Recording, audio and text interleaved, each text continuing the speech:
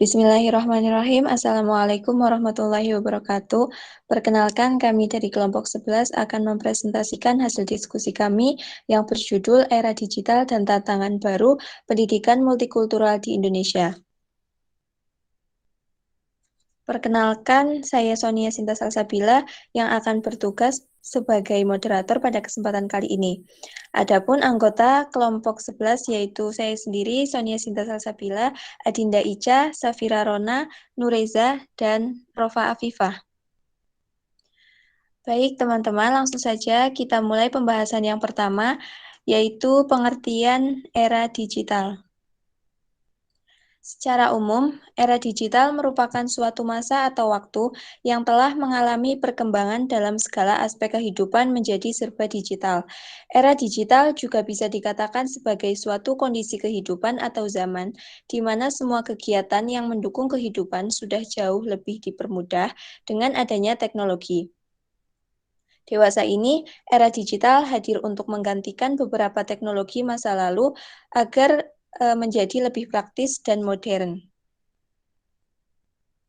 Perkembangan era digital merupakan suatu perkembangan yang terjadi pada masyarakat di kehidupan baru. Dengan adanya jaringan internet, perangkat digital, aplikasi atau platform digital, dan media sosial, sehingga memudahkan segala aktivitas dan pekerjaan dalam kehidupan sehari-hari. Perkembangan era digital di masyarakat telah membawa perubahan ke arah yang lebih baik, sehingga membawa banyak dampak positif yang bisa dimanfaatkan sebaik-baiknya. Namun, masyarakat juga harus mempersiapkan diri untuk menghadapi berbagai tantangan di era digital dari berbagai bidang, seperti politik, ekonomi, sosial, budaya, pertahanan, keamanan, dan teknologi. Tantangan tersebut dapat dilakukan dengan mempersiapkan sumber daya manusia yang berkualitas dan unggul, sehingga ada sebuah perkembangan teknologi di era digital yang terus berjalan. Salah satunya adalah bidang komunikasi, mengalami perkembangan paling pesat ketika bicara soal digitalisasi. Pada masa lalu, untuk bisa terhubung dengan orang lain yang berbeda tempat, kita harus menggunakan handphone dengan mengandalkan komunikasi antar kartu SIM.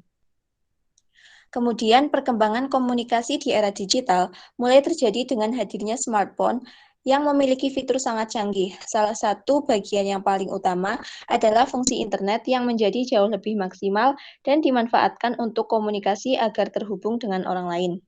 Bahkan kita juga bisa berkomunikasi lewat video call yang pada zaman handphone biasa belum bisa dilakukan sama sekali.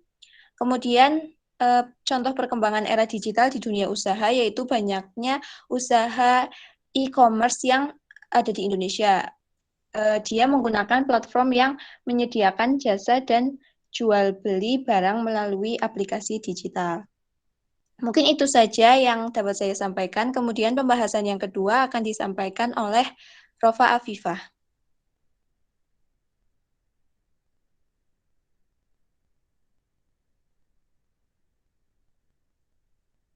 Baik, selanjutnya di sini saya akan menjelaskan tentang konsep pendidikan multikultural itu sendiri berasal dari dua kata, yaitu pendidikan yang dimana merupakan usaha sadar yang terencana dalam mewujudkan lingkungan belajar yang kondusif agar peserta didik dapat aktif dalam mengembangkan potensi yang dimilikinya, seperti kekuatan spiritual dalam keagamaan, pengendalian diri, budi pekerti, kecerdasan, berakhlak mulia, serta memiliki keterampilan yang diperlukan dalam dirinya, masyarakat, bangsa, maupun negara. Sedangkan secara terminologis, pendidikan multikultural merupakan proses yang dilakukan dalam mengembangkan seluruh potensi yang dimiliki manusia dalam menghargai pluralitas dan heterogenitas sebagai bentuk konsekuensi adanya keragaman budaya, etnis, suku, maupun aliran agama, ekonomi, sosial, dan politik. Sedangkan menurut Azra dalam National Association for Multicultural Education menjelaskan bahwa ada 3 perspektif dalam memahami pendidikan multikultural. Yang pertama itu, pendidikan multikultural merupakan konsep filosofis yang didasarkan pada gagasan tentang kemandirian, keadilan, persamaan, hak milik, dan martabat manusia. Yang kedua, pendidikan multikultural merupakan proses yang dilakukan yang mencakup semua aspek praktik yang ada di sekolah sebagai alat untuk memastikan tingkat prestasi akademik peserta didik. Dan yang ketiga, pendidikan multikultural dipercayai mampu memperkuat keyakinan semua peserta didik dari segi latar belakang maupun pengalaman dalam proses belajar mengajar yang didasarkan dalam konteks terdekat serta mampu menunjukkan pola pikir yang beragam. Selain itu, pendidikan multikultural dapat dilihat dari 3 aspek seperti ide, konsep, dan gerakan dalam proses reformasi pendidikan. Oleh karena itu, pendidikan multikultural ini sendiri merupakan proses perubahan sekolah yang kompleks dan pendidikan dasar bagi semua siswa, yang dimana pendidikan ini menentang dan menolak segala bentuk rasisme maupun diskriminasi lainnya yang ada di sekolah maupun masyarakat, serta menganut dan mengakui adanya pluralisme seperti suku, ras, bahasa, agama, ekonomi, dan gender. Baik, itu saja yang bisa saya sampaikan. Kurang lebihnya ntar di Selanjutnya, pembahasan yang ketiga akan disampaikan oleh Nureza.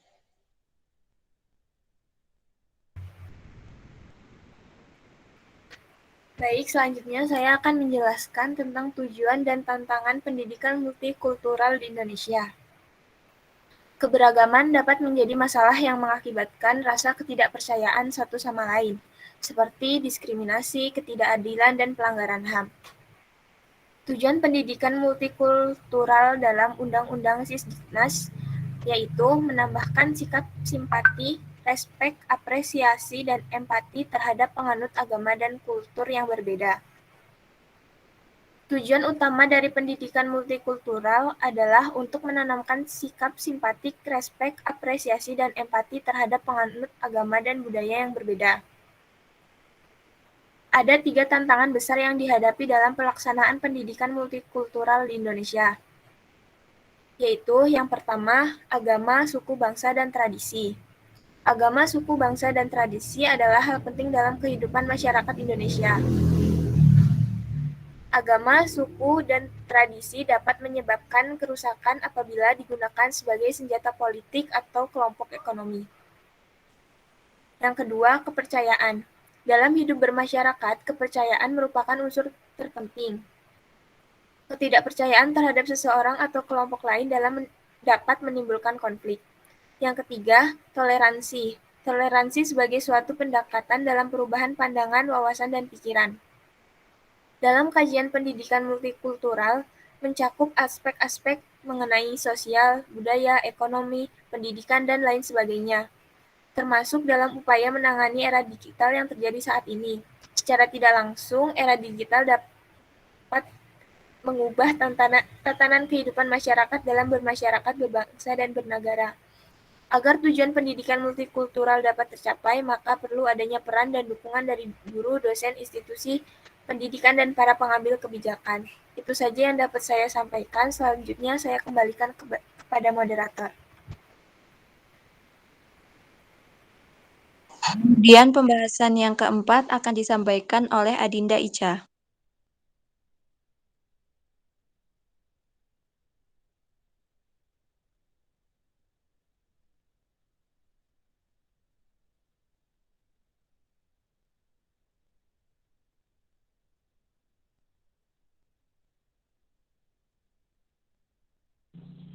Baik, kemudian saya akan menjelaskan pendidikan multikultural di era digital.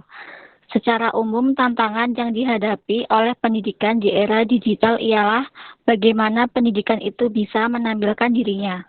Apakah pendidikan mampu mendidik dan menghasilkan siswa yang memiliki daya saing tinggi, atau malah tidak bisa dalam menghadapi hantaman kemajuan di era global multikultural yang penuh dengan kompetisi dalam aneka bidang.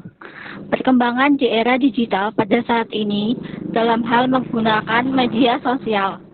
Mengingat banyaknya pengguna internet dan media sosial di Indonesia di era digital ini, maka dibutuhkan adanya edukasi, pengetahuan akan multikultural di dalam konten dan konteks media sosial. Hal ini dilakukan untuk menyadarkan masyarakat untuk menghormati dan menghargai segala bentuk perbedaan, supaya tidak terjadi rasisme, radikalisme, diskriminasi, dan sebagainya. Dengan memanfaatkan media sosial, membuat atau membagikan konten yang bersifat mengedukasi. Konsep pendidikan yang berbasis multikulturalisme menjadi benteng dalam menjaga integrasi masyarakat yang majemuk di tengah gempuran ideologi asing pada era digital. Sehingga pendidikan multikultural dapat diartikan sebagai suatu upaya menumbuhkan sikap menghormati keanekaragaman budaya dan masyarakat majemuk.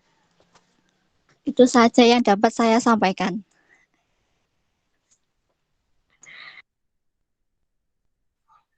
Kemudian penjelasan yang terakhir akan disampaikan oleh Safira Rona. Baik, selanjutnya tentang dalam dunia pendidikan, dengan pesatnya era digital memberikan dampak positif dan negatif. Dampak positif yang dihasilkan yaitu semakin maju dan berkembangnya sistem pembelajaran. Namun di samping itu juga memberikan dampak negatif bagi dunia pendidikan. Dampak negatif yang ditimbulkan yaitu kurangnya pemahaman mengenai pendidikan multikultural bagi generasi muda, dalam hal ini terutama pada anak usia sekolah. Kurangnya pemahaman mengenai pendidikan multikultural ini juga berdampak terhadap lunturnya identitas nasional bangsa Indonesia. Nilai-nilai luhur bangsa Indonesia mulai ditinggalkan oleh generasi muda. Hal tersebut menimbulkan berbagai permasalahan dalam dunia pendidikan yang berakibat pada terhambatnya perkembangan kualitas pendidikan. Dimulai dari munculnya radikalisme secara langsung ataupun melalui media sosial, tawuran antar sekolahan, tindakan kriminal yang dilakukan oleh anak usia sekolah, lunturnya nilai budaya bangsa pada diri generasi muda, dan intoleransi antar sesama serta diskriminasi dalam dunia pendidikan yang masih saja terjadi sampai saat ini. Berbagai permasalahan yang ditimbulkan oleh gagalnya pemahaman mengenai konsep pendidikan multikultural menuntut kita sebagai generasi muda untuk memberikan solusi-solusi terbaik dalam meminimalisir dampak negatif tersebut. Upaya yang dapat dilakukan dengan memanfaatkan pesatnya teknologi informasi dan komunikasi di era digital ini, terutama dengan memanfaatkan salah satu platform media sosial, seperti Facebook, Twitter, YouTube, Instagram, dan lain sebagainya. Untuk memberikan pemahaman dan edukasi kepada masyarakat tentang menghargai perbedaan, menghormati perbedaan, dan nilai-nilai multikultural dengan membuat ataupun membagikan konten-konten yang bersifat mendidik atau mengedukasi kepada masyarakat akan multikultural. Itu saja yang dapat saya sampaikan. Selanjutnya saya kembalikan kepada moderator.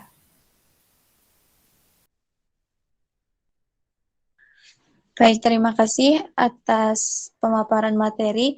Di sini saya akan memberikan sedikit kesimpulan dari presentasi kami pada kesempatan kali ini. Bangsa Indonesia dengan wilayahnya yang sangat luas, yang terdiri dari beribu-ribu etnis, bahasa, agama, tradisi, dan budaya yang berinteraksi dan berbaur sehingga terbentuklah masyarakat yang multi-etnis. Dalam konteks Indonesia, kesadaran multikulturalisme perlu ditanamkan dalam kehidupan berbangsa dan bermasyarakat.